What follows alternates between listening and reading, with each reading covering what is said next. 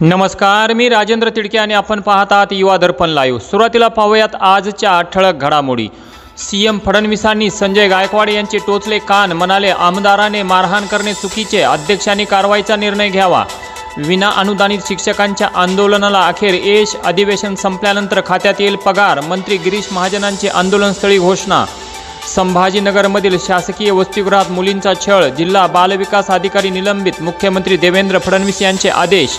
आणि तुकडेबंदी कायदा शिथिल, 50 लाख शेतकऱ्यांना दिलासा, महसूल मंत्री बावनकुळेंची मोठी घोषणा, महाविकास आघाडीकडूनही स्वागत।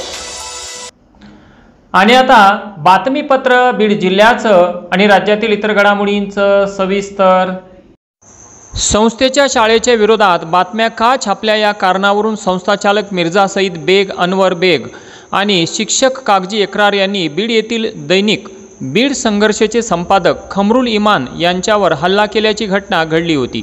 या प्रकरणात बीड शहर पोलिसांनी केवळ NC दाखल केली होती। त्यामुळे महाराष्ट्र राज्य पत्रकार संघाच्या शिष्टमंडळाने काल पोलीस अधीक्षकांची भेट घेऊन त्यांना मारहाणीचे CCTV फुटेज दाखवले। त्याचबरोबर या प्रकरणात पत्रकार संरक्षण कायद्याअंतर्गत गुन्हा दाखल करण्यात यावा अशी मागणी करण्यात आली।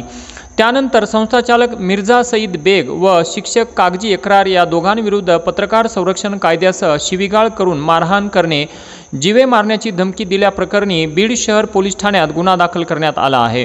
दिनांक 5 जुलै 2025 रोजी संपादक खमरुल इमान यांच्यावर हल्ला करण्यात आला होता। त्याचवेळी खमरुल इमान यांनी बीड शहर पोलीस ठाण्यात तक्रार दिली होती, मात्र पोलिसांनी केवळ NC दाखल करून वेळ मारून नेण्याचा प्रयत्न केला होता। त्यानंतर महाराष्ट्र राज्य पत्रकार संघाचे प्रदेश संपर्क प्रमुख श्री वैभव स्वामी, अमजद खान, शेख ताहेर, शेख आयशा, शेख वसीम, शेख अयूब, दीपक थोरात, रईद खान, सिराज आरजू, जावेद पाशा, शेख इरफान, समीर काजी आदींच्या शिष्टमंडळाने पोलीस अधीक्षकांची भेट घेऊन या प्रकरणात पत्रकार संरक्षण कायद्याअंतर्गत गुन्हा दाखल करून मिर्झा बेग यांच्या सर्व शाळा व संस्थांची सखोल चौकशी करण्याबाबत निवेदन दिले। सदर निवेदनाची दखल घेत पोलीस अधीक्षक कामत यांनी तात्काळ गुन्हा दाखल करण्याचे आदेश दिले। त्यानुसार रात्री बीड शहर ठाण्यात गुन्हा दाखल करण्यात आला आहे। पोलीस अधीक्षक श्री नवनीत कामत यांच्या आदेशाच्या अनुषंगाने स्थानिक गुन्हे शाखेचे पोलीस निरीक्षक श्री शिवाजी बंटेवाड यांनी PSI श्रीराम खटावकर व त्यांच्या टीमला बीड जिल्ह्यात मोटारसायकल चोरीच्या गुन्ह्याचा तपास करण्याचे आदेश दिले होते। त्यावरून दिनांक 5/7/2025 रोजी आरोपी अमित मधुकर सुतार राहणार आदर्शनगर बीड याच्याकडून एकूण 7 चोरीच्या मोटारसायकली जप्त केल्या असता त्यामध्ये पोलीस स्टेशन बीड शहर येथील 2 व पोलीस स्टेशन शिवाजीनगर येथील 4 मोटारसायकल चोरीचे गुन्हे उघडकीस आलेले आहेत। तसेच दिनांक 8/7/2025 रोजी आरोपी ऋषिकेश उर्फ सागर सुरेश येवले वय 21 वर्षे राहणार डोंगरकिनी तालुका पाटोदा जिल्हा बीड याच्याकडून एकूण 14 चोरीच्या मोटारसायकली जप्त करून मोटारसायकल चोरीचे गुन्हे दाखल करण्यात आले आहेत। सदरची कामगिरी पोलीस अधीक्षक श्री नवनीत कामत, अप्पर पोलीस अधीक्षक श्री सचिन पांडकर, LCBचे PI श्री शिवाजी बंटेवाड यांच्या मार्गदर्शनाखाली LCB पथकातील PSI श्रीराम खटावकर, पोलीस हवालदार अशोक दुबाले, आनंद मस्के, सोमनाथ गायकवाड, देविदास जमदाडे, बाळू सानप, अर्जुन यादव, सिद्धार्थ मांजरे यांनी मिळून केली। अंबाजोगाई येथील स्वामी रामानंद तीर्थ वैद्यकीय ग्रामीण रुग्णालय येथील डॉक्टरांच्या निष्काळजीपणाचा व हलगर्जीपणाचा प्रत्यय पुन्हा एकदा आला असून जिवंत बाळालाच येथील डॉक्टरांनी मृत घोषित करण्याचा धक्कादायक प्रकार समोर आला आहे। केज तालुक्यातील होळ येथील एक महिला गरोदर असल्याने बाळंतपणासाठी तिला अंबाजोगाईच्या स्वामी रामानंद तीर्थ रुग्णालयात दाखल करण्यात आले होते। महिलेची प्रसूती झाली, बाळ जन्माला आले, मात्र जन्मलेल्या बाळाच्या हालचाली नव्हत्या, बाळ रडत नव्हते। त्यामुळे डॉक्टरांनी संबंधित कुटुंबियांना बाळ हे मृत असल्याचे सांगितले। तेव्हा नातेवाईकांनी बाळाला घेऊन गावी पोहोचले, त्याच्या अंत्यसंस्काराची तयारीही पूर्ण केली, मात्र त्याच वेळी बाळ रडू लागल्याने नातेवाईकांनी तात्काळ पुन्हा त्या बाळाला त्याच स्वामी रामानंद तीर्थ रुग्णालयामध्ये दाखल केले। सध्या हे बाळ अतिदक्षता विभागात दाखल असून त्याच्यावर उपचार सुरू आहेत।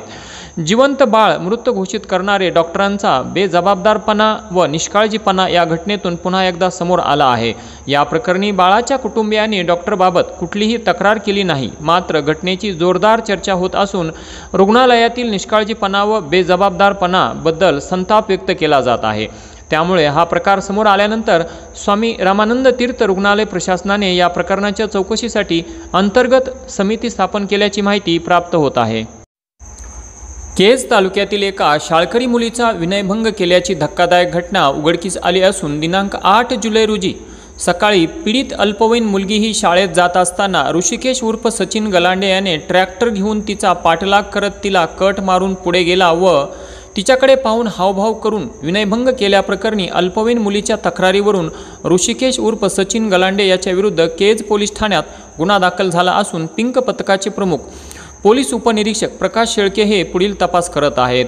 पीडित मुलीने ऋषिकेश उर्फ सचिन याच्यापासून तिला होणाऱ्या त्रासाची कल्पना तिच्या आईला दिल्यानंतर त्यांनी त्याच्या घरी जाऊन त्याच्या आईवडिलांना समजून सांगण्याबाबत सांगितले। तसेच पीडित मुलीने शाळेचे मुख्याध्यापक आणि शिक्षकांना देखील छेडछाडीची कल्पना दिली, तरीही तो तिला त्रास देतच होता। ऋषिकेश गलांडे हा पीडित मुलगी ही इयत्ता 9वीच्या वर्गात शिक्षण घेत असल्यापासून तिचा पाठलाग करून स्कूल बॅग धरून ओढणी व तिच्या हाताला धरून ओढत कट मारून निघून जाणे अशा प्रकारे छेडछाड करत असे। याबाबत कोणाला सांगितले तर तुला खल्लास करून टाकतो अशी धमकीही देत होता। पीडितेने 1 वर्षापासून हा त्रास सहन केला, परंतु हा त्रास असह्य झाल्याने अखेर तिने पोलिसात धाव घेतली।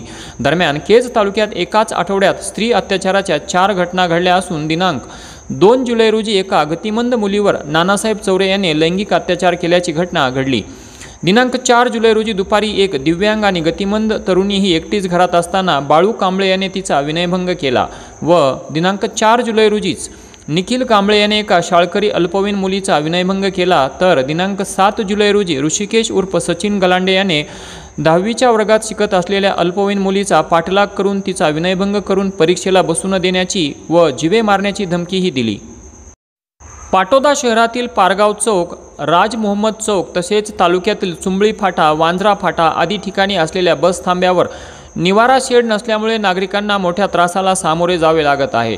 शाळकरी विद्यार्थी, वयोवृद्ध नागरिक व महिलांना उन्हा पावसात थांबावे लागत असल्याने त्यांचे हाल अपेष्टा सुरू आहेत। या समस्येबाबत सावता सेनेच्या बीड जिल्हा अध्यक्ष सौ स्वाती कातखडे यांनी आवाज उठवला असून त्यांनी प्रशासनाला मागणी केली आहे की पाटोदा शहर व तालुक्यातील सर्व बस थांब्यांवर तातडीने निवारा शेड उभारण्यात यावेत। नागरिकांच्या मूलभूत सोयीसुविधांकडे दुर्लक्ष होणे हे शासनाच्या जबाबदारीपासून पळ काढण्यासारखेच आहे। जर लवकरात लवकर पाटोदा तालुक्यातील बस थांब्यांवर निवारा शेड उभारण्यात आले नाही तर सावता सेना रस्त्यावर उतरेल आणि तीव्र आंदोलन छेडेल असा इशाराही स्वातीताई कातखडे यांनी यावेळी दिला असून गावागावातील बस थांब्यांवर बसण्यासाठी बाक व निवारा शेडचा अभाव असल्याचे त्यांनी यावेळी निदर्शनास आणून दिले।